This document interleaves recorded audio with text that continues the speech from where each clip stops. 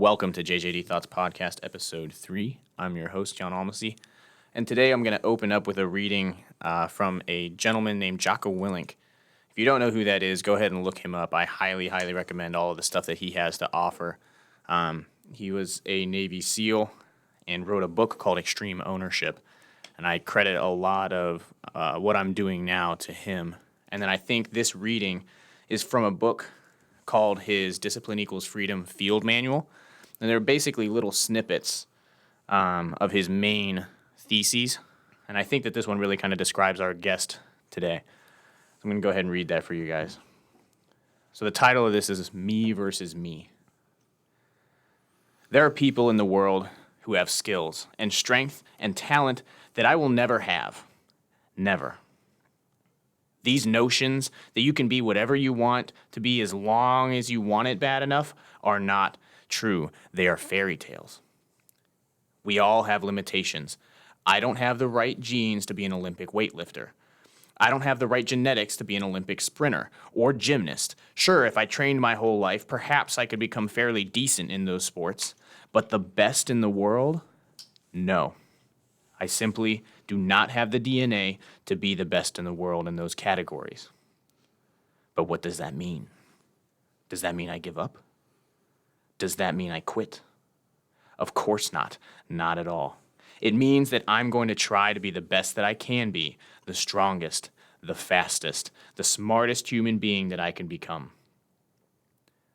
That is what I'm going to go for. And it doesn't matter that I will not be better than the others when I compare myself to them. No, I will look at others who do achieve greatness in a category and I will say, look at what is possible. How close can I get to that greatness? How close can I get to that glory? But my glory, it doesn't happen in front of a crowd. It doesn't happen in a stadium or on a stage. There are no medals handed to me. It happened in the darkness of the early morning, in solitude, where I try and I try and I try again with everything I have to be the best that I can possibly be. Better than I was yesterday. Better than the people thought I could be. Better than I thought I could be. Faster, stronger, and smarter, and claim one victory that no one can ever take from me. Ever. A victory that is earned every single day. A victory of determination and will and discipline. A victory achieved because I will not stop. So like I said, that's a reading from Jocko Willink's Discipline Equals Freedom Field Manual.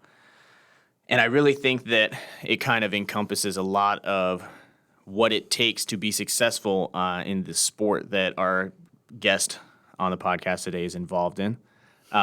So you're waving. RJ, if you would like to introduce yourself, welcome Hi. to the show. My name's RJ Holliday. I'm here born and raised here in North Canton, and me and Jan have been friends for quite a while now. Oh, yeah. Yeah, that's been a good I felt night. like I should have clapped after that. That was I don't read that well. I mean, I read well, but I don't read like Oh, that. you can't read? That's a No, struggle. yeah. Go figure. With the look, you'd assume I can't read books, but All right, and then on my right-hand side here, we have the JJD Thoughts co-founder, Jacob. Jacob, if you want to introduce yourself too. Yeah, I'm Jacob Popio. I'm the co-founder of JJD Thoughts. Okay. So, RJ, so that, after hearing me read that, right, what does that invoke anything in you? Does that ring any true bells for you? Because I know, I picked out that reading specifically because we've been friends for a while. I know the kind of training that goes into you prepping for a show or whatever else, but what did that reading specifically do for you just now?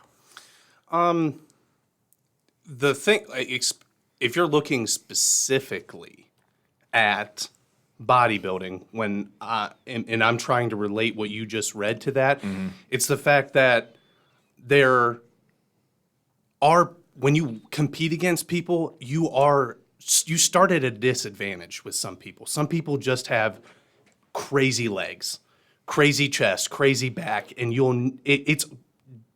near impossible to bring yourself up to that level. But that doesn't mean that you can't compete. Right. The thing is, I mean, I've always had a weak chest. Like I've had to work for my arms, and praise be to God that my grandparents and my dad gave me great genetics for my legs.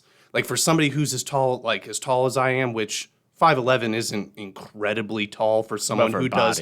But for bodybuilding, that's you're up there when you're competing against guys who are 250 pounds, 5'2", just rolling around like boulders in the gym. Right. Like I have good legs. I've never had to really work for something like that. But I have always had to work on my chest and my arms and like the middle of my back and stuff like that to bring it up to that level. But like you see some people who have just crazy genetics like off the bat. Like you look at pictures of them before they even started bodybuilding and you're like, how did they look like that? Just, living like a everyday life and whatnot. But I've gone to shows and I've placed better than them because I've put the time and effort into, making my weaknesses strengths. And instead of, trying to ride off of what I was born with, I've made better what naturally I was lacking. Right. So, I mean, if you run into somebody who has the motivation that I and other athletes do, plus the genetics, you can just kiss your chances goodbye because they're they're just absolutely godlike physiques and stuff like that. But in my opinion, you very rarely run into somebody who has that mental fortitude to push themselves on top of already having like great genetics, and the guys that do have that are the ones that are professional bodybuilders right now. Right, and that's kind of the whole mantra with the whole like hard work beats talent when talent doesn't work. Exactly. You know what I mean? If you try to just ride through life on the gifts that you've been given, and that's just it. You're not applying them, or you won an award, but now it's just hanging on the wall. You're not trying to push for the next thing. Yeah, exactly. Then you're stagnant. Yeah, you can still absolutely. be complacent, and even if you were blessed with a bunch of different things, you can still be complacent in those things and never amount to anything. Push it. That's why I never understand. If you're blessed with something to begin with, why not push it? Like push it. See how far you can like grow that, whether it's a talent or specifically a body part or something like that. Right. See how far you can push it. Like determined to be the apex of what you were born with. Like I get really upset when I see people who are naturally gifted and stuff and do nothing with it. Right. Like my sister, blessed artist, but she enjoys it and she's so good at it and she's just like, oh, I don't want to do it because I don't want to make a job out of it. I'm like, it could not have to be a job. I was like, you could do something so well and then it turned into something like that you love and you just spin it out of control and it becomes not a job anymore, but you're living exactly what you want to do. Right. It's like if you chase your passion Yeah. rather than chasing the money. Yeah, exactly. And she's just like, well, I don't want it to turn into a job. I'm like, you had a man offer you $500 to $1,000 to design like shoes, like Nike Air Force Ones. And she's like, no. I'm like please. I was like, please just throw money at me like that. Right. Well, and I kind of feel that too with my little brother. I mean, he's got more musical talent in his pinky than I have in my entire body. Right. They But kicked me out of choir and band in high school. They asked me politely to leave. So, but Sam is like, he's this amazing musician, right? And granted, he's 16 years old. You know what I mean? And all of us at 16 years old, I mean, You don't want to put all your eggs in one basket. You don't want to put all of your eggs in one basket. Yeah, and I understand that. And but being a trumpet player, like if you can make $500 in a weekend to play at a wedding, Oh, absolutely. Why would you not want to do Absolutely. that? Yeah. I was busting butt at Burger King, working Flipping burgers. Yeah, the entire time, and I'd make $200 a week. You make more than that in a weekend? Yeah, exactly. Are you kidding? It's crazy. All right, so all of that aside, so you mentioned that you grew up in the Canton area, right? So let's back it up. Just kind of talk about, because we kind of just dived right into the bodybuilding, right? Because but let's back it up and It's say all okay, anybody ever wants to talk to me about. Right, yeah. Well, they're also probably scared to ask you of anything else. 'Cause they're 95% of the time. If I don't tell him to talk about his biceps, he's gonna hit me. No, so we grew up actually. I mean, I graduated from Canton South, so we're right down the road from each I other. graduated from Jackson High School. Right. In So North Canton, yep. So let's talk about. I mean, how did you end up in bodybuilding? First off, you know what I mean. So I just walk us through high school. I mean, the things that you did in high school that were athletic and everything, and then how you ended up Being a bodybuilder. developing a passion for picking things up and putting them back down. Well, it was a Wednesday, so specifically. No, I mean I was always an athlete. My parents were very, very big on letting us try everything. Even if it was just like in a passing glance, like they heard that we liked something or wanted to do something, my parents were always like, well, try it for a season. Do this for a day. Let's go to do this camp or whatever. So I always, from as far back as I can remember, I played baseball. I started off with soccer. Started coming up to the age where like in second grade where, the teachers and stuff would put stuff together, be like, oh, come try out basketball, come try out all this. I came home with a flyer for wrestling in second grade. And it would just basically never turned around from that. My dad played basketball all the way through high school and college and stuff. Right. Absolutely tore him apart. Like he was like, oh, really, wrestling during the same season? I was like, I didn't know. But I ended up wrestling for a couple years. Tried one season of basketball, I think in like 4th, 5th, 6th grade or something like that. Father immediately said, you can go back to wrestling. It was real bad. Nice. So I ended up wrestling in total, it was like 16 years. And then as I got into high school, I ended up doing Greco and freestyle, like out of season wrestling. So I started off like my freshman year of high school, ended up was a 3-sport athlete. I played football, I played baseball, I wrestled, broke I shattered my left hip in football. That's a bit of a bigger injury than just a foot, man. Yeah, well, Try to downplay it. I had a lot of injuries in high school. Oh, I hurt my ankle in baseball, Whoops, that was my hip. which is what I was thinking, yeah. But I actually stepped wrong, and my femur was not set and slid up through my pelvis and broke everything off of my left pelvis. So nice. I ended up being on crutches for like 6-7 months. Went to 2 different rehab places. I luckily escaped the diaper cast, which would have been real bad. I was like, there ain't no way I'm going to be an incoming freshman and be in a full-on diaper cast. I was like, no. I was like, I don't care if I walk with a gimp for the rest of my life. Nope. So unfortunately, I missed my entire freshman year of wrestling. Okay.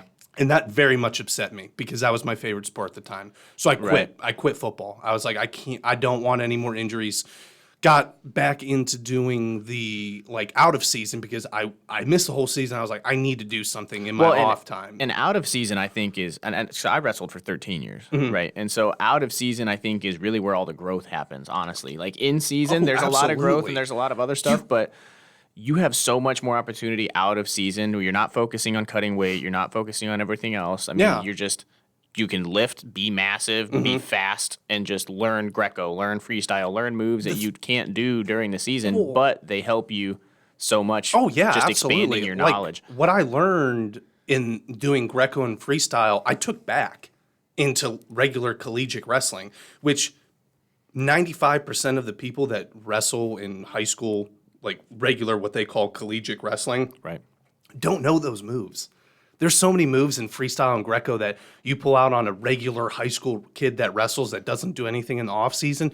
It's like a whole different world on them. They're like, oh, this guy's got my legs tied up a pretzel, and I'm doing a 720 on the mat. Like it was crazy. So I very much enjoyed doing that, and then eventually just kind of led me out of baseball at that point because I just really wanted to focus on wrestling. So when I came back my sophomore year, I wrestled about 175 pounds, which at the time I was right around 180, 185 my sophomore year of high school, like normally, just not really trying, eating basically whatever I want. Being a teenager. Yeah. Junior year, dropped down to like 155, a couple matches I wrestled, 160. By my senior year of high school, I cut from 180, 190, and wrestled 142 pounds. Solid.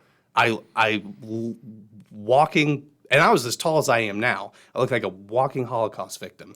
It was terrifying, absolutely terrifying. I mean, it's cutting weight that I mean, for wrestling can be intense because I started out wrestling at 220, and then my progression was kind of similar, except I tapped out at 160, but I'm also 6'2".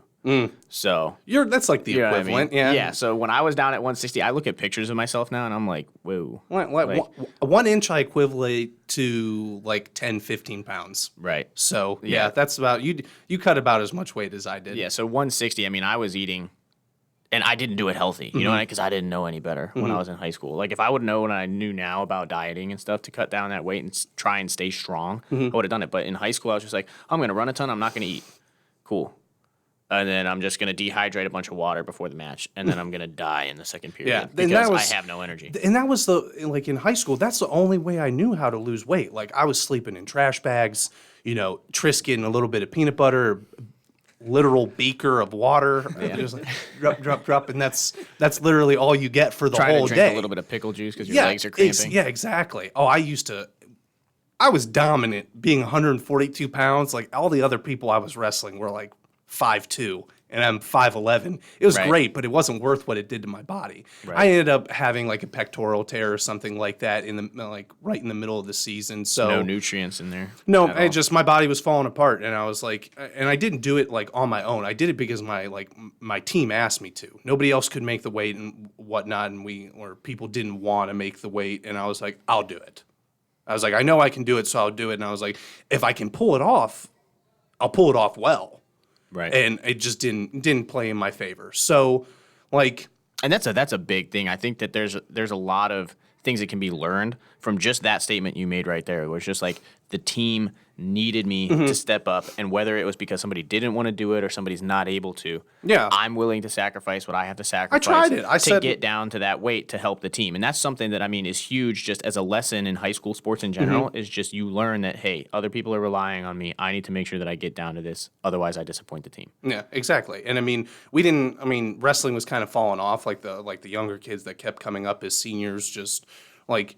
Not that they weren't as like good, but we just didn't have as many people to fill. And and it always works out that way because in wrestling, all the really good guys focal into that like the same like 4 weight classes.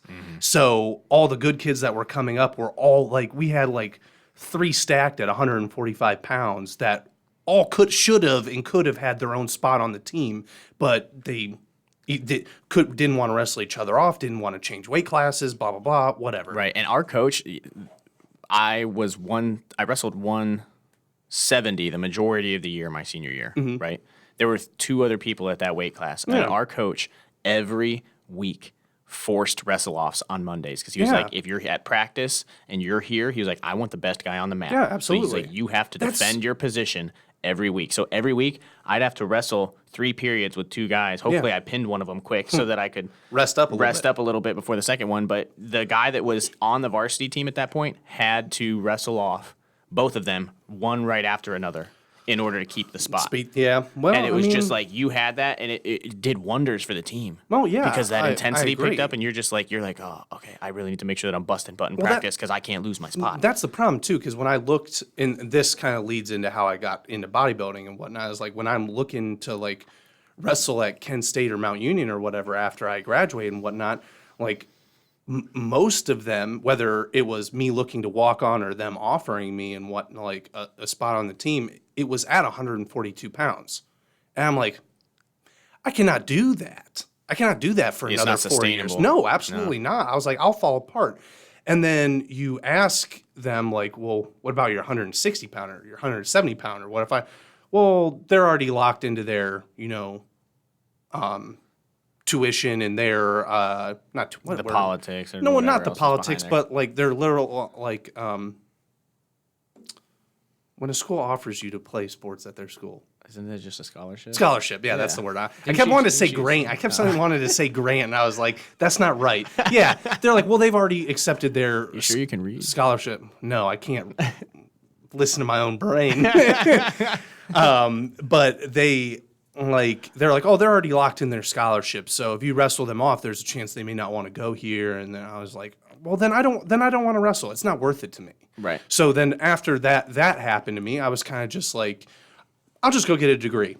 I was like, I always thought, like I always was hoping that I'd like go to a school because of a sport, but it just ended up not happening like that. And I was definitely mad. I was definitely like lost for a while where I was like, I never thought I'd have to like choose where I go to school and what I go to school for. I was like, I thought it would just kind of happen.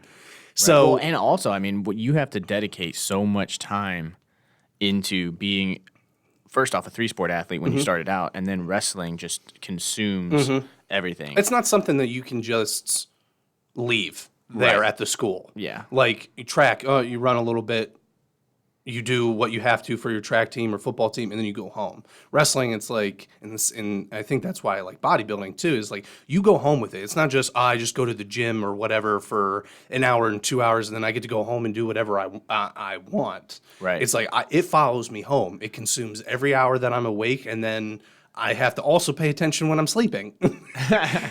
And so after all that, I ended up going, I think, Kent State Stark for like a year there before they told me to transfer up to Akron for the degree that my bachelor's degree that I ended up getting from Akron. And I was just like, I needed to stay active. And I was like, I don't really want to go back to wrestling. I was like, whether it be some like offs, like, not on a like team or whatever, but Right. they hold like Open tournaments. yeah, and open stuff tournament. I was like, that, I don't but- really want to do that. So I started lifting. And then as I started lifting, I just realized like I threw on weight like crazy. I was like, oh, I've been cutting weight most of my life. And then all of a sudden it's like I'm trying to eat and gain weight. It just flooded on me. And then by like just chance, being friendly and nice and, talking to whoever, that's the biggest thing. People ask like, well, how do you like stay motivated in the gym and do all this stuff and like all your different exercise? Pay attention to the people around you. Be nice, be friendly. Ask them if they're doing something you've never seen before. There's a reason that they're doing it. Exactly. So ask them. I've Yes. picked up so much just from literally just being creepy. Like, Observing and listening. I always like, like, oh, if let's you, see. you're meeting somebody or you're watching somebody do something the first time, Yeah. listen 80%, talk 20%. Yeah, exactly. And you can Soak pick it up all so up. much just listening to other people talk. And that's kind of what this whole entire podcast is all about. It's just like you have no idea what these people, I mean, me and you were just ordinary kids from Stark County. You know what I mean? And Jake, like we're all from the same area, but none of us would have probably ever gotten together. No, absolutely. You know? Yeah. And the people that are going to be able to hear this Yeah. are just assuming like, oh, like that's a weird trio to kind of end up in the same room at the Yeah, same time. But absolutely. you learn so much from just talking and opening your mind. Exactly. So I luckily got met up with a guy at Powerhouse over in North Canton off the 77, and he was like, he kind of basically took me under his wing, and it was like, didn't charge me. Wasn't like, hey kid, $500 a month, and I'll give you a diet plan and an exercise plan. Just wanted to be nice, help me out. Ended up doing one show with him. Ended up placing fourth in the light heavyweight novice. Light heavyweight like open, fourth out of I think 8, which And that was the Rubber City Classic? That Is was that the the Rubber first one? City Classic in I think 2011. And I ended up winning my weight class in the novice, which is because it was my first show. So it was me and I think 2 other kids or younger guys. I was the youngest one there, but ended up winning that and then fourth in the open. Took some time off, was still in school up at Akron, put on a little bit of weight, ended up competing at the the Ohio State NPC Ohio State Championships in 2015, and I ended up being the heavyweight Mr. Ohio that year. So I ended up throwing all my weight on. I threw all my eggs into one basket. I trained. I got with a new trainer who, once again, just because of seeing my hard work in the gym, offered to help me. Actually, I talked him up one ear and down the other for like a year and a half. And then finally one day I just got fed up with it and I was like, would you help me? And he's like, yeah. He's like, I've been I've been waiting for you. yeah, to ask. that's Is that what he said? basically he's like, I was waiting for you to bring it up. bring it up. Well, and it's like with people like that, it's weird. Like when people can feel that work ethic. Like it's like a vibe. Yeah. When people walk into the gym, and you can definitely tell the difference between the people that are there for social time, and that's the same thing in the military. It's the same thing at work. It's the same thing anywhere. You can tell that the people that are there to get stuff done. You don't have to be a dick about it. No, Like, you can be there to get stuff done and still be open, still be friendly and stuff like that. But people can pick up on that vibe, and he was just like, oh yeah, he's a hard worker. Cool. I'm just waiting for him to ask me to train. And then it just kind of snowballed after that. So the weekend after I asked him to help me, and he's still my trainer now, We don't train together as much because he's got family stuff going on, but he's still in my ear. He's very diligent when it comes to checking in on me, make sure I'm staying, and that's nice. That's nice to have. It's hard to be hard on yourself day in and day out without somebody else kind of sitting there over your shoulder, like, hey, just remember what the end goal is. Remember what you're looking to do at the end. And it's good to surround yourself with people like that. There are some people who can just sit there and motivate themselves day in and day out, and that works. Like I'm a person that can do that to myself, but you kind of get a refresher when you hear in someone else in your life is also reinforced. Yeah, exactly. They're like, okay, I'm not the only one that wants to see me do well. Well, there's a quote above the door in my boxing gym that says, if you want to go fast, go alone, but if you want to go far, go together. Yeah. And it's just, if you want to, you can move quick and pick up all of this motivation and be super motivated. But the definition of motivation is just understanding why you're doing something. Mm-hmm. Like being motivated is just like, oh, I understand how that's going to benefit me. But without discipline, motivation's completely useless because motivation's fleeting. Like you might wake up motivated, you might not wake up motivated. And you have those days where, gone. right? Yeah, and it's gone. It's just like, screw this, the day's over. Yep. But if you have the discipline, you can be like, okay, I remember 2 days ago I was super motivated. I want to feel that way again. I might not be like that today, but I need to go get my work done. And then when I'm standing on the show and everything pays off, then it was worth it. Yeah, absolutely. And then so he still helps me out, and then right after that, the weekend after, he's just like, I want to introduce you to somebody. I'm like, all right. So getting in his car, drive all the way down to Columbus. He introduced me to IFBB Pro Mike Francois, who owns and trains other professional athletes, professional bodybuilders. My head exploded. I didn't know. I didn't know that Mike was the one training my trainer when he was competing in the late 90s, early 2000s. That sent me through the roof. I was like, whoa. I was extremely motivated, extremely motivated. So once again, I grounded out over another 2 years and ended up doing Mike's show in Columbus in 2017. I ended up taking fourth in the open for heavyweight and very upset about it. And that's the right before that time is when we met, because I remember you doing that show. Yeah, and I was I thought I looked the best that I had been and that I ever had. I was the heaviest I'd ever been, and it kind of proved to me, for as tall as I am, I have to be super heavyweight. I missed super heavyweight by 4 pounds or something like that.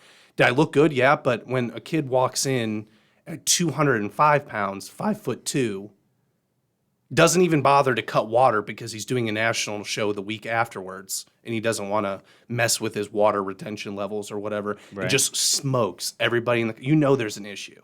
There's something else that I could have done better to do that. So of course I got a little bit down on myself and whatnot, but I never stopped going to the gym. And then a few months ago, I was like, I'm tired of just running through the motions. I kicked it into high gear, and I'm like, I will not step on stage again until I'm above 225 pounds, as low body fat as I possibly can. And that would put me at super heavyweight. So right now I'm sitting at about 255, 260. A couple months ago I was about 245. If I can hit 270, 275, and then cut down to as lean as I even was for the last show, I'll be way above 225, and I'll have done what I set out to do. Right. And my wrestling coach back in the day said that if you try something and it doesn't work, don't get discouraged. And he was talking about wrestling moves, right? But he always compared everything that he talked about to not just wrestling, but to life. Because his whole mantra was I'm going to make you into a good man, and then you'll be a good wrestler.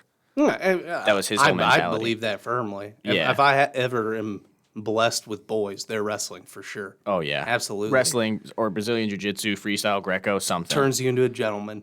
Yes, that's true. Well, and it humbles you. For sure. Big time. There's no other. It's you and the other person on the mat. There's no other BS. Yep. There's no excuses. It's I think that's what I like most about it. If you lose, you didn't do the work, or the other guy was just better than you, and you have to accept the fact that there's always someone bigger, faster, stronger, and more technical than you, and that's just a super humbling thing. But back to the main point, he always would say, if you try something and it's not successful, don't worry, change levels and direction. And for a wrestling move, that's like, okay, high crotch didn't work. Try to attack his upper body. Let's try a throw. Ankle picks all day, baby. Ankle pick, yeah. Man, I like the fireman's carry and the Turk. I always hit those two. After Greco, it was just throws all day. Yeah. If I could pull, if I could get behind you, I'm launching you. You just gone through the roof. I loved it. Ooh, I hated that kind of stuff. Mostly because I would end up being the one getting thrown. Tossed. Yeah, I'd be getting tossed. It was nice in like Greco because you could throw people and it didn't matter. Like they could in collegiate, it's like, well, your shoulder has to touch first, so you don't hurt the other person. Yeah, there's a lot in Greco, they're like, you can corkscrew his head into the mat if you so find it fitting. But I mean, so you decided like, hey, this weight class isn't working for me. Instead of being like, oh, screw bodybuilding, you're like, all right, cool. I just need to change levels. I'm going to move up to super heavyweight. I'm going to change direction and remotivate myself here. And then boom, that happens. So, so now that he's talking about training and putting on all this weight and everything else like that, let's walk through because there's a lot of people that probably understand like the discipline and all the craziness that goes into stuff like this. But I know a lot of people are like, oh, you get to eat all the time and lift? That's not bad. Until they're trying to force feed themselves. Yeah. And then you're like sick all the time. But I'll go through your schedule and then you can kind of talk about it. So he emailed me just a kind of a general schedule of what a day would look like. And this is during competition. This is not like, every day like what I'm doing right now. But during competition, I mean, this can be up to 12, 18 weeks prior. The last show I did was a 25-week diet. Right. Never again. And that's what I'm saying. So I mean, it might be only during show time. Half a year I dieted. That's what I'm saying. That's half a year. You know what I mean? So most people a diet's like, oh, I'm gonna go on a diet for like a 30-day cleanse. Oh, it's gotten longer every time. First one was like 10, second one was like 12 to 15, and then my trainer's just like 25. I'm like, oh, he's like, please no. So for 25 weeks, picture this. So 7 a.m. fasted cardio, 45 minutes to an hour. Okay, that basically means that you don't have any food in your system yet. You're just doing cardio. Empty. Burn as much fat as you can, right? Get your metabolism skyrocketed first thing in the morning. Okay, and then so an hour after that at 8 a.m., eat first meal. So what would an example of a first meal be? You want for on? So obviously, the closer you get to a show, you got to cut more carbs out. But we'll go kind of like in the middle of my dieting. 8 ounces of steak every morning with 3 egg whites, 1 whole egg. So 4 eggs in total. And then half a cup uncooked oatmeal and half a grapefruit. Uncooked oatmeal. You're just no, half a cup, okay, so 1 full cooked up to. Gotcha. 1 cup. So we're talking about just straight. He must be like a horror. Yeah. Just eating No, straight we're talking that's some SpongeBob. Welcome to the salty spittoon. Yeah. I eat nails for breakfast. If it doesn't with lacerate no your throat on the way down, it doesn't count. Jeez. But yeah, so we're talking half a cup, and you put a half a cup of water, and then it cooks up right. to like 3/4 of a cup to a cup. Yeah. But that's a lot of oatmeal. That's like 60 grams of carb right there. That's a lot of oatmeal. And then like obviously as I get closer, it'll go down. So it'll be eventually you'll get to the point where it's like, only 1/4 of a cup of oats in the morning, and then there's no rice or potatoes or anything else like that throughout the rest of the day. But if we're talking like right at the beginning of my dieting or about like halfway through a 25-week diet and whatnot, you're still eating like that. It's just clean. Right. Okay, so then 2 hours after that, you're eating pre-workout meal. You're eating a second meal. Okay, and then noon pre-workout meal, which is your meal number 3. So then 1 to 3 p.m. you're training, and then you're also doing cardio. 3 p.m. post-workout meal 1. 5 p.m.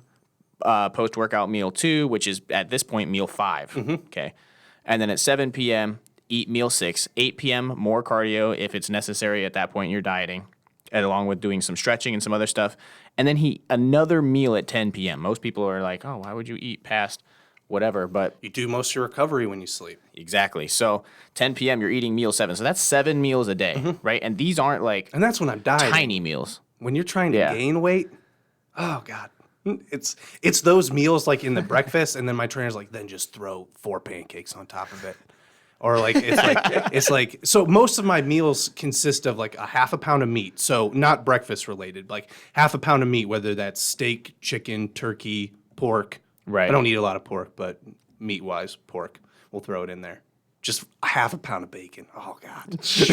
That's a heart attack waiting. But then on top, like with that, it's like a cup of some type of veggie and then a cup of some type of carb. So sweet potatoes, white rice, brown rice, and then veggies, broccoli, asparagus, green beans, whatever. And then so when I'm dieting, those all get proportioned down the closer I get to a show. But then when I'm not dieting, like now, it's like, oh yeah, well, eat all that and then have a half a pie on top of it. Yeah. Because the calories is you need the caloric intake.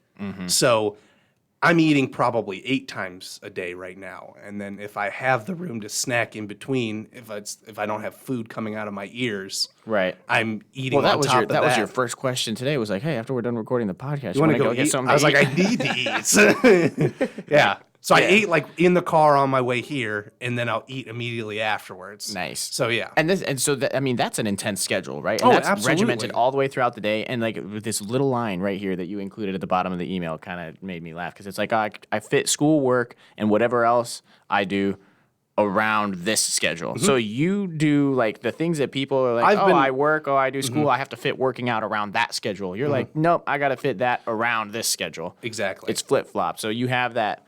Especially when I get close to a show, there's no deviation. No, you can't. You get set into such a schedule and you become so hyper-focused on the end goal and whatnot.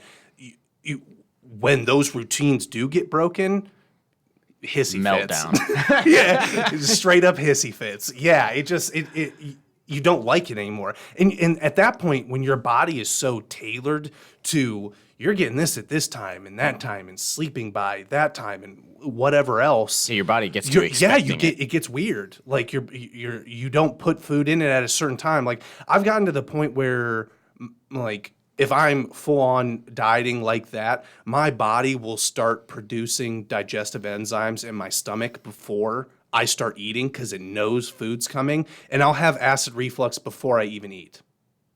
Nice. That's not nice. It's horrible. That's intense. It's absolutely horrible. Like I'll start like burping and having like bad like burning sensation from my esophagus down to my stomach like 15 to 20 minutes before I start eating because my body it knows. It's done it for 25 weeks. It knows that food's coming in at this time, that time, or whatever. The human body's so crazy. It gets in, and then it's like if I don't eat after that, it's horrible. I bet. You gotta drink milk and just half a box of Tums. And I've never cut weight for a show, right? But I've cut weight for wrestling, and I've cut weight when I had to fight for the Golden Gloves. That was the best part about it. I was so used to like eating very minimally, and the guy was like, when I did my first show, my first trainer, and he was just like, "Yeah, you're still gonna be eating 6 times a day." I was like, nice.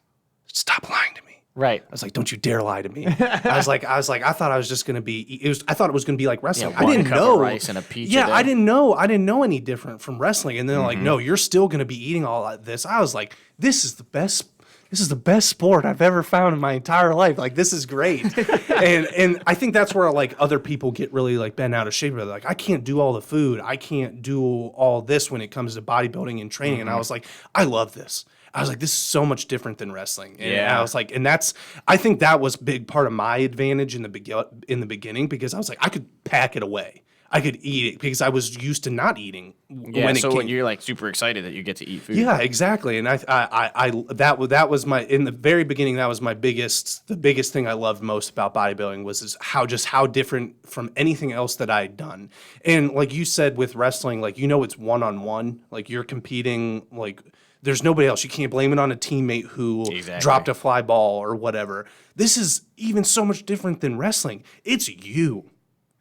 It is you you're competing with. Right, and that's why I read the me versus me. Yeah, Exactly. it's you. You, and I think we talked on the phone not too long ago and whatnot about like staying motivated and whatnot. It helps to find something that you really like. So when I was in the gym, like I told you, I push myself in the gym, but I have never had to push myself to be there in the first place. Exactly. You feel pulled to the gym. Exactly. Yeah. Exactly. Like it's never been like, oh crap, like roll out of bed. I got to go and eat all this and eat all that and then go to the gym by 3 and blah, blah, blah, blah, blah. It's okay. I got to do this. I got to do that. I'm getting my butt in the gym. And then that's where you got to dig deep you gotta, you're 2 weeks out from a show now. You're barely eating any carbs compared to what you were doing 10 weeks ago and whatnot. You feel like crap. You already done 2 hours of cardio that day, and you're like, this is when it happens. This is when your real potential comes out. This is when you find out who you really are. Yeah, it's that mental, Yeah, mental game at that exactly. point. It's where your brain, your body is screaming, I can't do this, I can't do this. But your brain, I heard it once compared to like your body is the troops and your brain is the general. And if the general tells the troops what to do, the troops are going to move. Yeah, exactly. Regardless of whether the troops want to or not, because they respect the authority of the brain. Yeah. So in the human body, I mean, if you're mentally, you're just like, nope, I'm going to be in there. Exactly. Your body will do it. Yeah. It will. I mean, it's not gonna do it to people are your capable best of ability. crazy, crazy things if they set their mind to it. And doing 2 hours of cardio on no carbohydrates and then going into the gym and forcing yourself to work out is one of those things. I mean, it's just it's crazy how much my mentality at things has changed when I found something that I truly liked. Like, there's people who, school. They enjoy being here. They enjoy putting the time in and going through school and Nerd. like getting Yeah, a that's me. degree That's me. and whatnot. I said nerd. I'm making fun of myself. I'm not trying to make fun. And I could never do that. Like, I wasn't bad at school. I was never bad at school. Like, I graduated. You want to be a physician's assistant, don't you? Yeah, you I'm can't going. be bad I'm, at school. I'm going to and school wanna to be a PA. PA. Yeah, Coming from somebody that just I graduated couldn't nursing think of the word scholarship, but I'll be your PA one day. So I mean, but nothing's ever hit me like bodybuilding did. Right. Like school, like people wake up and like, hey, I got all this stuff to do at school and I'm going to study and, do good on my tests and whatnot. I did good. I kind of wrote it out in school. I was like, oh, whatever. Now I enjoy the classes and everything I'm doing for like PA school at Mount right now, because it took me a whole bachelor's degree and a whole bunch of other stopped ventures while I was in school to realize I didn't like any of them.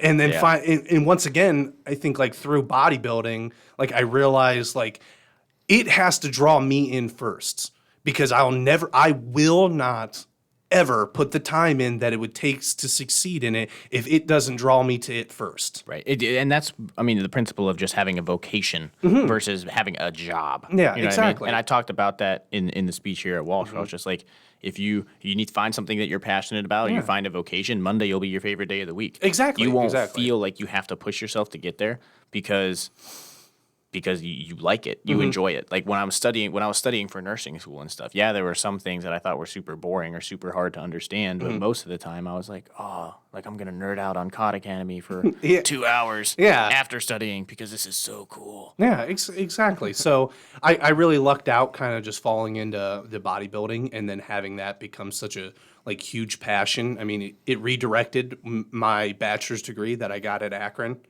So I graduated there with a bachelor's in exercise science, sport management.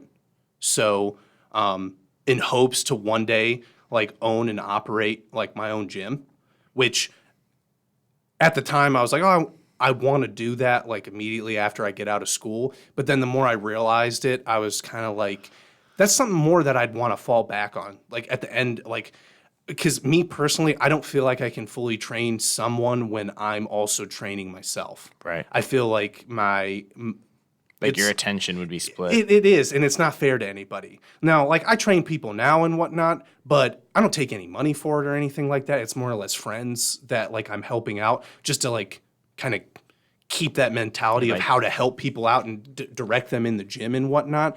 And I was like, later in life, I can use all the business and, exercise science stuff I accumulated from Akron and hopefully, be able to start my own gym, because I would love to train people the way that my trainers have trained me and put them through shows and show them how to go about it, how to train, how to diet, how to pose. There's so many intricacies in bodybuilding that other people have shown me that I want to eventually pass down.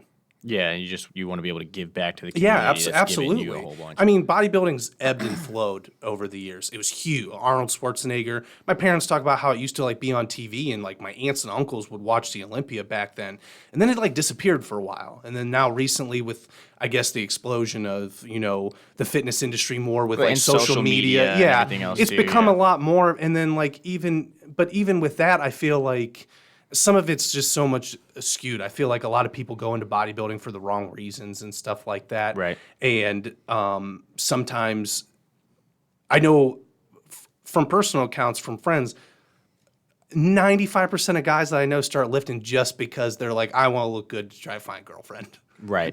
Yeah. Like most times, like even if they don't give you the real answer off the bat, you're like, tell me the truth. Yeah, And there's they're some like, type of "I'm looking for a girlfriend. Yeah. Or just like there's a self-confidence issue, you know what I mean? And I don't think Yeah. that there's anything wrong with lifting to help boost your self-confidence. No, absolutely but not. if that's the only once you get to that point where you're like, okay, I feel good, I'm comfortable with myself and everything like that, it can I know a lot of women, I know a lot of guys that have fallen into this spiral where it's just like you get to the point where you're never good enough. You never look good Yeah. enough. And that's I've that's been there. dangerous. I've been there That's big dangerous time. in bodybuilding. Yeah. That's dangerous in anything else. And you have to have something else that you're focused on in life to be like, oh, because if you put all of your eggs in one basket, right? And you have to when you're super close to a show. Because There's no other way around Yeah. it. You're only hindering yourself at that point. Right. But If you're going to do it 100%, and then afterwards choose to walk away or continue. yeah, and so, but if you put all of your eggs in that one basket 24/7, 365 days a year, if something doesn't happen, then your entire world is shattered. Yeah, exactly. That's the only, It because that's destroys the you. only It thing that you destroys have. you. So for you, I mean, you have like PA school that you're pursuing. You know what I mean? Bodybuilding is still, I mean, it's a full-time job as we talked from the schedule Basically. and stuff like that. But you have other passions. You have other things that you're chasing. You have other things that you do. I have to, or I wouldn't be sane. Right. And so that's going to kind of like roll us into this next half, you know what I mean? Where it's like, okay, cool, bodybuilder. People, I mean, I'm not going to say it. I want the words to come out of your mouth. So if you had like to describe the way He's that been people waiting for this kind of for weeks. the way that people stereotype He's you. been okay. Like, for example, my lovely girlfriend gets it quite a bit where guys are afraid to be friendly to her because they think I will just pummel them into oblivion for talking. And she's like, he won't, I know him from school. I had classes with him, but he won't even look over here and say hi to me because you're like standing around. I'm like, people are terrified of me for no reason. Right. But if you really came up and talked to me, you would know that I am the biggest nerd weeb of all time. Any time that I haven't devoted to bodybuilding or going to PA school or is devoted to something that's just so nerdy that your head would explode. So that's let's open up that entire world, right? So there's the bodybuilding world, right? That I think people kind of have an idea of. Well, I but they think don't really people, have an that's the idea of. first impression that they get from me. Just by looking at me, they're like, oh. Meathead. You know, every can't read. every weird comment I get from people in bars when I go places, you look like you lift. No, dude, never once. I've never stepped a foot in the gym. And they're like, oh, okay. I'm like, because that's the first thing people see. Right. And I off the jump, that's always. I'll bet my life on 9 times out of 10, they're like, oh, you look like you go to the gym. I'm like, no. What is a gym? Is that a person? J-I-M? Yeah, so and you have that you fall into that definition. You know what I mean? People tend to. I'm working on this piece right now called preconceived notions, where I was like, I mean, psychologically, right? Within a couple of seconds of meeting somebody, you've already, without even understanding how you're doing it or why you're doing it, you've kind of placed them into this little slot. Yeah, right? of what And- you, like your predetermined. Yeah, what you believe, your preconceived notion, what you believe that they're interested in or what they're pursuing. You know what I mean? So like when people meet you, they're probably like, oh, okay, he goes to the gym, he goes home, he eats food, he flexes in the mirror, he goes to sleep, wakes up, flexes in the mirror before he gets in the shower in the morning. And then Actually, like, my, you know my what I mean? shower it's just a 360 mirror with water so I can look at myself at all times. Oh, geez, that's it's pretty incredible. intense. I'd be afraid of that. So But I mean, you just said, right? There's this whole other side where most of the time people are like, "Oh, Unless okay." you're close to me, you really don't know. Yeah, you have don't no know. idea. You would never guess. And that's the beautiful thing. I mean, and we've talked about it a couple of times up to this point where it's just like if you are willing to open a conversation with somebody, you have no idea what you're going to be able to find. When me and Jake met, we met in choir, right? I mean, I thought that he was super weird when I first met him because he was super quiet. You know what I mean? Like Some people are just quiet. yeah, I would try to, or we would try to have conversations or something like that. But he was like, yeah, okay. Like, okay, cool. But then, like, the more we were around each other and everything, we finally connected the one day because I was training for, I was actually training for the Golden Gloves at that point, and I was starting to get really cut. I was dropping weight. I mean, I'm sitting at like 210 right now. I cut down to 168 for the Golden Gloves, like 172 because that was the weight class. And so, like, I was lifting all the time. We were talking about the gym and everything, and that's actually how we connected, where he was like, oh, I'm this type 1 diabetic. I'm trying to gain weight. And I was like, oh, that's cool. I was like, let's work on this because I was working with actually one of the original 3 co-founders for JJD, Dom Dundee, and he was helping me come up with training programs. I was like, let's try this out. I was like, let's start training you and see what happens. And I mean, that friendship would have never happened if we wouldn't have just been like, oh, hey, let's have a conversation Yeah, absolutely. for whatever. I mean, you got to give everybody a chance. Like, I mean, whether your first impression is good or bad, there's been so many, you wouldn't realize how many friends that I have now. Not like super close friends, but people who, you know, we have the mutual respect for each other that either thought I hated them immediately or, I mean, if you haven't been able to tell, and you know personally, that I'm just a very loud person. I've never been anybody who's like really like afraid to talk to anybody. Yeah, right.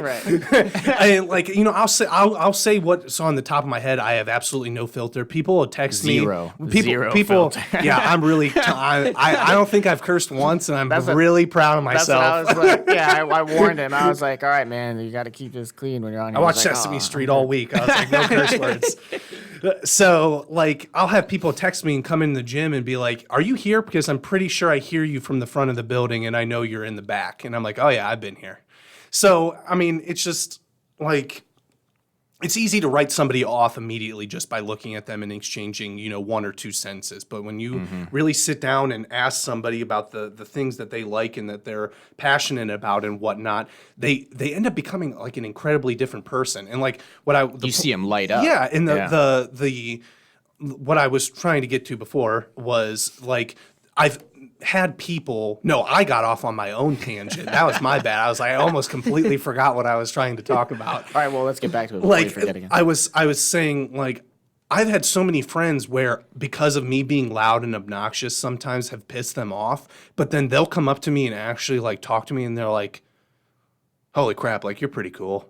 I'd hang out with you, and then they end up becoming my lifting partner and whatnot. I remember specifically there was a guy, it was just a joke, and I didn't know I was making him mad, but I kept calling him bird legs.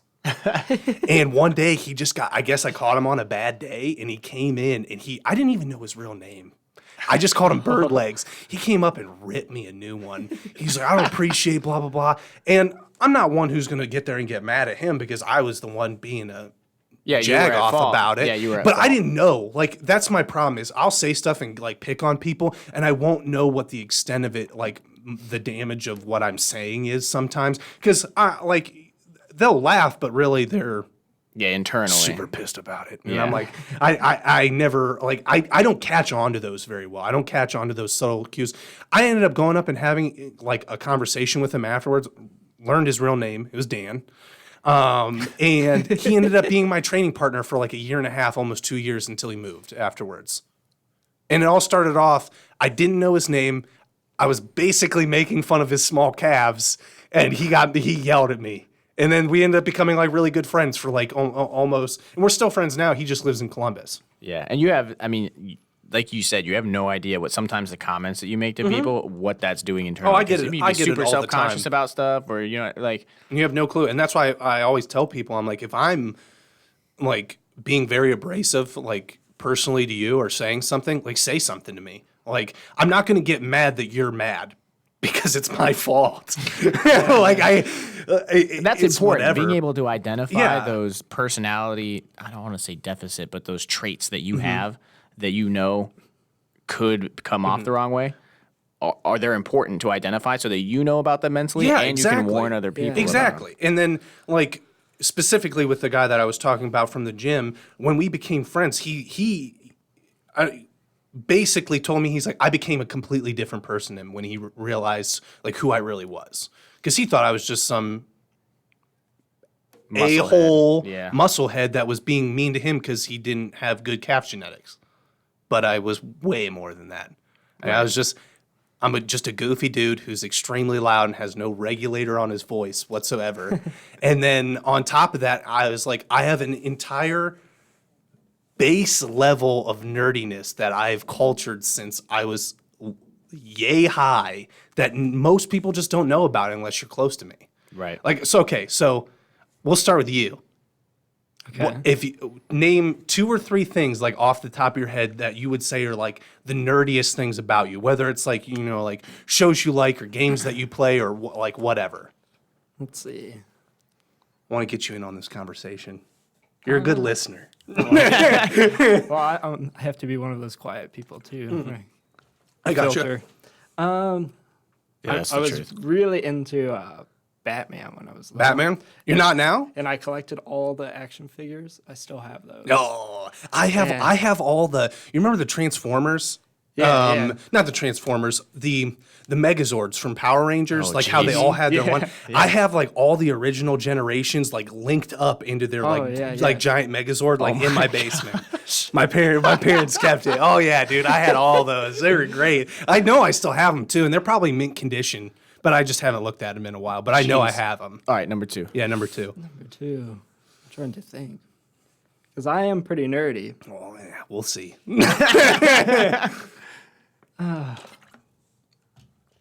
All right. Well, while he thinks, you give your first one. All right. Man, when I was a kid, and I still like to do this now, I just read encyclopedias for fun. Just for craps and giggles. That's pretty Knowledge-based I love nerdiness. Random no, facts, that's man. fine. I mean, it's just super I mean, cool. I guess I'm kind of the same way. Like, I have a deep knowledge of just useless facts that you would just never need. Because as a kid, I used to watch like History Channel. Exactly. Yeah, I grew up watching Novice Science now. And yeah, stuff. and then like now I'll like go on YouTube. I'm not big on reading, as we've talked about before, but I'll go on YouTube and watch videos of like, 10 interesting facts from this part of the world or 50 facts about blankety blank that you would never guess. And I retain all that. I don't know why, just because I can't retain the stuff that I need to retain, but I can retain but it goes back random to, facts from YouTube. Yeah, it goes back to what we were talking about before. I chose to click on that video because it interested me first. It pulled me in, and I had the wherewithal to watch the whole video, and that's why I remember it. When I'm told I have to read a book because it's in the curriculum, I don't keep that. Right. I keep it until I'm done with it. But 3 months ago, watched like haunted story facts like online and whatnot, and then me and my girlfriend are looking up places to like visit in Niagara Falls, and I'm like, I'm pretty sure this is one of the 13 most haunted places in Canada. And she's like, how? Why would you know that? Jeez. Did you come up with a number 2? Yeah, I look up all kinds of interesting facts about like the Walt Disney Company. Oh, you love Disney? Yeah, I love Disney. My family goes like 4 times a year. My mom will have gone 5 times to Disney for like 5 weeks this year alone. Oh, wow. Yeah, I love Disney World, and I love like Do you looking up collect all the their pins? operations. Do you know what they are? Yeah. You do? I have like 5 booklets at home of the Disney pins. Do you And collect the ladies and Hard Rock gentlemen, here is a pens? perfect No, example of random relationships happening for random I collect reasons. the Hard Rock lighters. So Okay, anytime I go to a yeah. Hard Rock hotel, I'll get the Zippo lighters and whatnot. yeah. But I have my aunt is the one she's the main reason we go to Disney so much. She is a Disney themed family practice. She's a physician and she owns a family practice. Every room is a different Disney theme. Oh, wow. And she goes down there for continued education, and that's kind of how my family started going down there so much. Right, yeah. Spend 1 weekend looking at meetings and then spend 2 weeks at the parks. Right. Don't know how that always works out. But yeah, we'll go down there. So she had me started collecting pins, and I used to collect all of them, but now it's like when I go down there, there's special cast pins that only people that work at the parks get. I try to get all those within the week that I'm there. And then if it's Pluto, if I see somebody who has a Pluto pin because he's my favorite character, I'll collect those too. Nice, nice. All right, so my number 2, I'd probably have to go with, like, I'm super, not just like encyclopedias and random facts, but I nerd out on anything medical. I mean, like, just Yours aren't as cool as ours. nursing knowledge. You know what I mean? No, I'm a knowledge-based nerd. That's you know what I mean? fine. Well, you're just not as nerdy, I guess. Yeah. Right. You're Well, just in the books nerd. Yeah, I'm We're just in the books nerd. wearing capes and running around Disney World. Yeah. Nerdy. Yeah, exactly. And that's what I've never crossed into that world. You know what I mean? I've always kind of been the reader. Like when I was like 7 years old or something like that, I read 20,000 Leagues books Under the on Sea. tape, boy. You know what I mean? So I love reading because for me I was able to transport myself into a different world. You know what I mean? And so that was that escape for me. But I've never really I've never been to Disney World or Disneyland, either one. Blessed. But when I was a little kid, I've been to Europe 7 times. You know what I mean? I've never been out of the So country. I'm for terrified. me, my mom always said somebody would steal me. I don't think you're that cute. But my mom was born and raised in Slovakia, right? So like I never got to go to any of that stuff. I was never really exposed to comic books, nothing. Because I mean, I always make the joke I was chained up in my parents' basement until I was in 8th grade because I was homeschooled. But Close I make enough. fun of homeschoolers. I make fun of homeschool because I Basically. was homeschooled, right? But all of my stuff has just been like, oh, I want to learn more about the country that we visited. Yeah. Oh, I want to do no, this. then So that's it's always fine. been Everybody knowledge. has their own like level of like nerdiness / hobbies, whatever they get into. Like I'll just run through like a quick list. My number 1, if I had to say the thing that I'm most nerdy about, comics.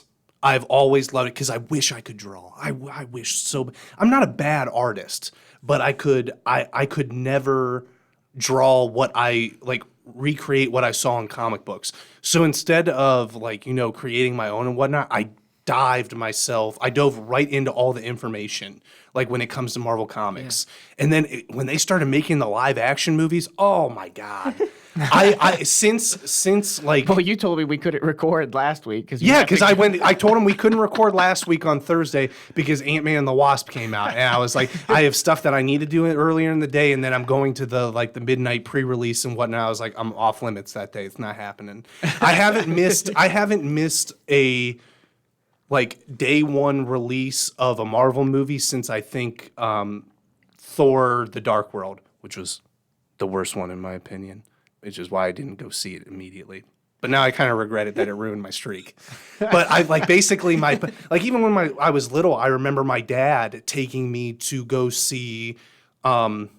I'm not a huge Star Wars fan, so I'll get these all out of order, but not the original 3, but when they did the ones with Anakin Skywalker and all that, like the prequels and whatnot. Right. He fell asleep in the movie theater in midnight showing of it, and I sat there and watched like the whole 2.5 hour movie basically by myself and whatnot. So I've been super nerdy about that. What was it? Last couple months ago, I went and won the Marvel Trivia Night over at Jersey's in Belton, and then. So I ended up getting like a $50 gift card from just like relentlessly just whipping out useless facts. like yeah, nobody sees that. Like the coming the all. Earth where like most of the stuff takes place with Iron Man and whatnot, the universe that it's in is 616.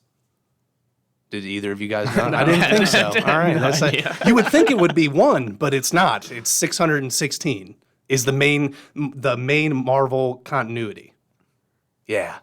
Now we know what we're dealing with here, boys. Man, my brain is melting. So then it's like on top of that, I've always loved cartoons, which kind of goes with comic books and animations and whatnot. Right. I've watched anime like almost my entire life, and I still do now. 1,000. We were at the gym. I mean, first off, my shoulders still feel like they're not attached to my body, but.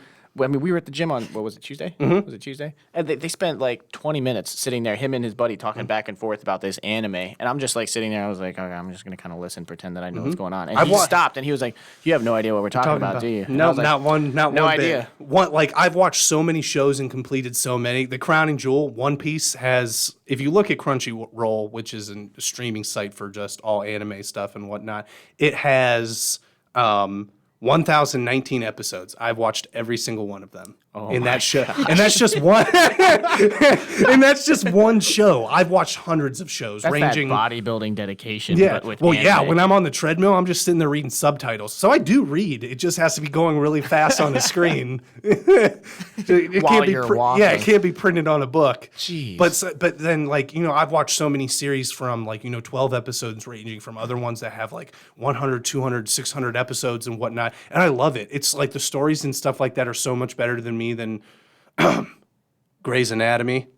That's good. That's gonna get some. Yeah, that one was for my girlfriend because she's watched all that and she's like, I don't understand how you don't like it. I was like, well, I don't understand why you don't like the shows and stuff that I watch. Everybody's got their Yeah, niche. but she like Everybody me enjoys being different nerdy things. and whatnot is like the one thing that she like loves. Like one of the things she loves most about me is that I've never been afraid. Like even as I got bigger and whatnot, it wasn't something like that occurred to me where I'd be like, I gotta kind of hide this weird nerdy. gotta put on Yeah, this I tough gotta vibe, be like, I'll go to the gym rocking a My Hero Academia T-shirt, which is one of the biggest anime that is out right now, like westernized even.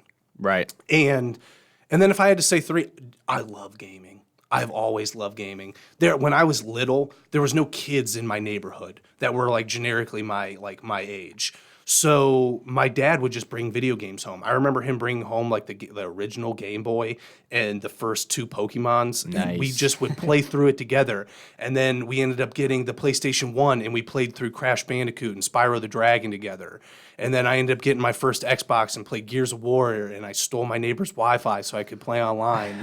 And it just kept rolling from there. And then like now, most of my friends, that's what we do when we talk and we hang out and like, we relax, we play games. If I'm not watching anime on my phone and whatnot, I'm usually playing games with my friends.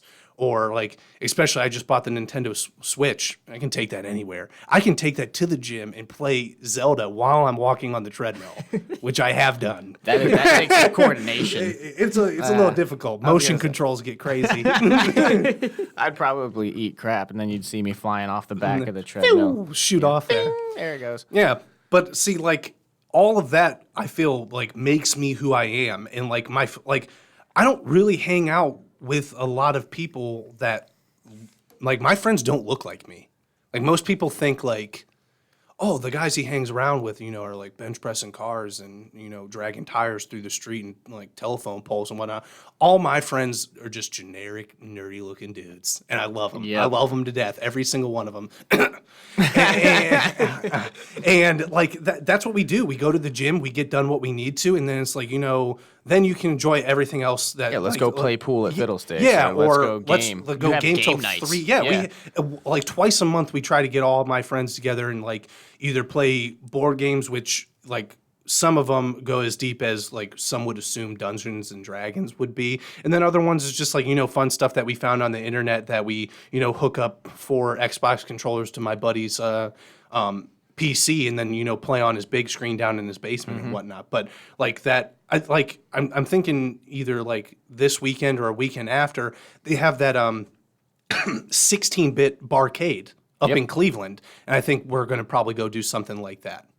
Which is a blast. Yeah, you know what I it's mean? absolutely awesome. And I love what you said, like when we kind of started this topic, and I really think it kind of encompasses what I'm trying to get people to understand about you, right, as a person. Because everybody that I pick to come on to here has a purpose, right? And something that I see in them that are lessons that other people could learn, right? Yeah. And then for you, it's just, you said that as I got bigger, as I got more involved in bodybuilding, as I got this, I never felt like I needed to hide this part of me. And you don't. The thing is I justified being nerdy and could bring it out more because what are you going to do about it? Right.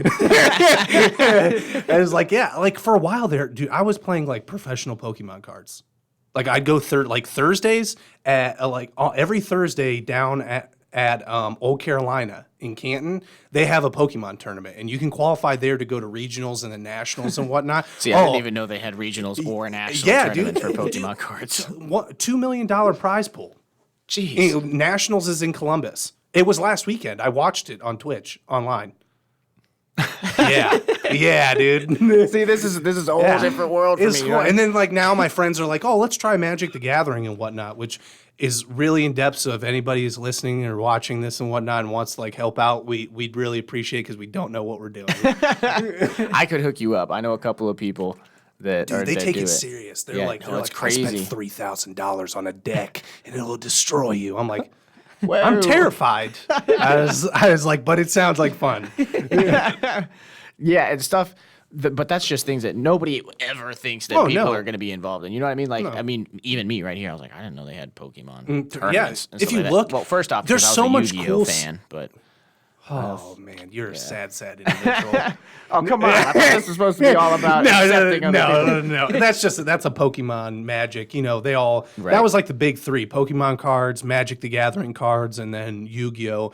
Yu-Gi-Oh kind of like fell off when they started doing like multiple dimensions and story timelines and stuff. Yeah, that's when I kind of fell off. It was you know about all that? All the dimensions and stuff. Yeah, from where Yu-Gi-Oh. there's like all like simultaneous timelines where like Yu-Gi just never happened and whatnot. Yeah, and I was just like, this is starting to get weird. It got real weird. I was like, when that started happening, the card game kind of started falling off too. But Right. Pokemon and Magic are still going strong.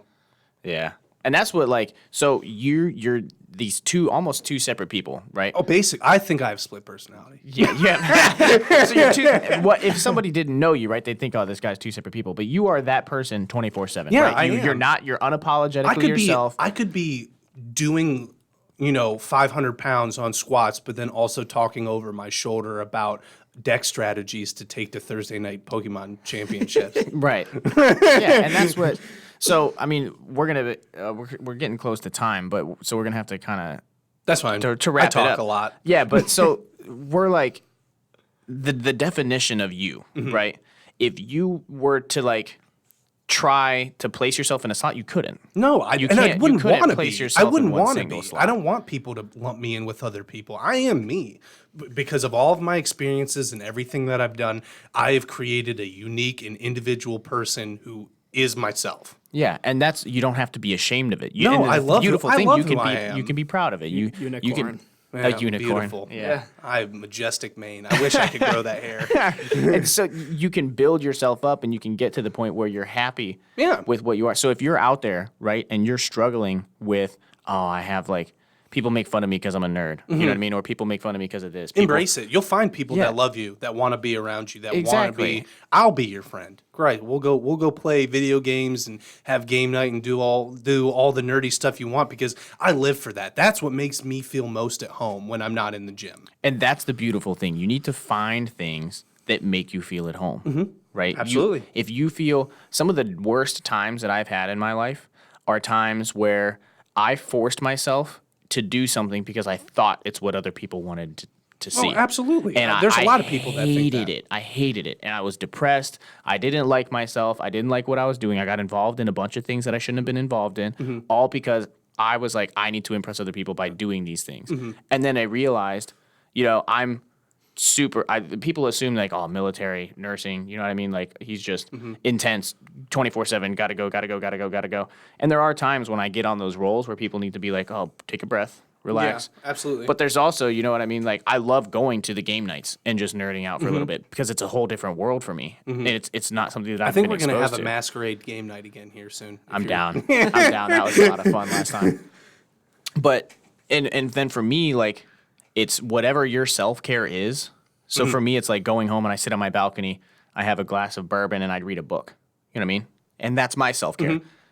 And that's fine. And if your self-care is gaming, then that's good. And if somebody else's self-care is going on a run, that's cool. If somebody else's self-care is absolutely. doing this, And do it whatever you got to do to keep yourself sane, keep yourself happy, and it gives you motivation to pursue all the other things that you're doing. Yeah, absolutely. And it's changed over the years. Sometimes, it wasn't always just gaming or like a certain game or whatever. There was a point when I was in high school where I really enjoyed running because I was doing it and it would just go out and clear my head. And that changed when I got attacked by a dog. But That's a good reason for it to yeah, so I was like, no more running for me Just through the change it out of neighborhood. trauma. Yeah, it was like never again. We'll stay inside. Jeez.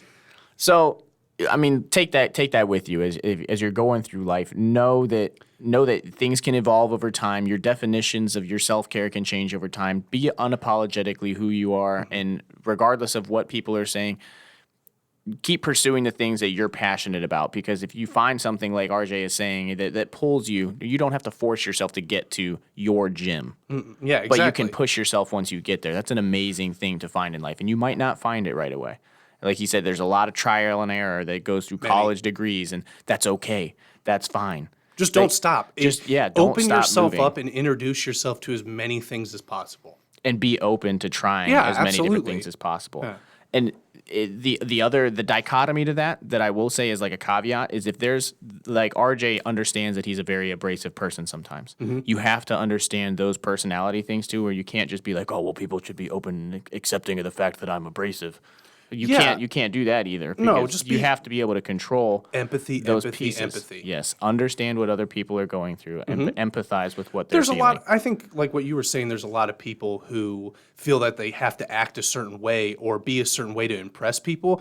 But if I can like leave you with one tip, people will be 95% of the time. Most people will be impressed with you for being who you are. Amen. Yep. Don't be anything that you're not, because most people, unless they're extremely dense, will see through it and know that you're not being you're genuine. not who you really are. When you really open up, I mean, I'm sure if you go back and look at this tape, when we started getting into the nerdy stuff, I perked up real big time. Yeah, no, your because eyes I can turned just into this stuff can just freely flow out of me. Like, it's not something I have to like really think about, or like, this is stuff that I've lived since I was little, and it's never changed. It's never going to change. I'm going to be nerdy. I'm going to like the things that I like, whether it's popular or not. And if you don't like that, then maybe I'm not for you, or you're not for me. But I'm not going to like shove it in your face and whatnot, or I'm not going to let what you say bother me and not do what I want. Like, I love who I am. Yeah. Everybody should love who they are, whether it's weird or not. Amen to that. So, I mean, with that being said, I know it was really just like a me and RJ conversation. I got him in there. Is there anything that you want to add before we start to wrap things up? He wants to go to Disney World. Yeah, I'm sure there had to be a lot of interesting. I want to talk to him more about Disney and everything. But Well, I'm sure that we're going to have to Dude, go there's get some food cool after stuff I this. could show you and get you into down there. yeah, that would be sweet. I mean, we're going to have to go get food, right? So Yeah. Yeah, I'll I'm go sure there'll eat. be chances to talk after that. But, I mean, you just got to listen to, an hour and 10 minutes Right. of Well, I enjoyed all of awesomeness. it. And Dude, I'll come back anytime you guys Yeah, want. it's If like- anybody has any, like, if you guys get, like, people on here who want to know, like, more questions or anything like that, I'd love to be back on. I love talking. yeah. Nice. Well, I was thinking that. Oh shoot, I'm nerdy, but he might out nerd me. Yeah. I'm deep with it. Yeah, there's some intense stuff. So, all right. Well, thank you for tuning into this episode of JJD Thoughts Podcast. This has been episode 3 with RJ Holliday. That was me. Thank you. It was a pleasure. Absolutely. Awesome. Thank you. All right. You want to go hit? You can just hit the stop. Ooh, it feels weird to take those off now. Yeah. Beautiful. You like it? Yeah. That went well. I think that went really well. Didn't curse once. I know. There was a couple that I watched. I was you getting the close. one- Yeah. You went Oh. a-hole. I was like, nice. Dude, I was trying. I was really trying not to. I knew it was coming too. I could like feel ass start to come out of my mouth. that was I was like, so "Ugh, close." ugh, ugh, ugh." Don't do it. I thought you were gonna seize, and then you were like a-hole, and I was like, thank you. Well, after like the 40-minute mark, I had to like pee. So Oh, really? Oh, that's why I went before. I was like, it's better now than never. What'd you think? Went well? yeah. Did I surprise you? Well. Yeah, that surprised me. That was solid. We spent about 45 minutes talking about the bodybuilding, and I wanted to. So we split it about even, didn't we? Yeah, we split it about even, and I wanted to make sure that it was a smooth transition. So I was like, "Where's this I led transition you point? into it. Where's this transition I point?"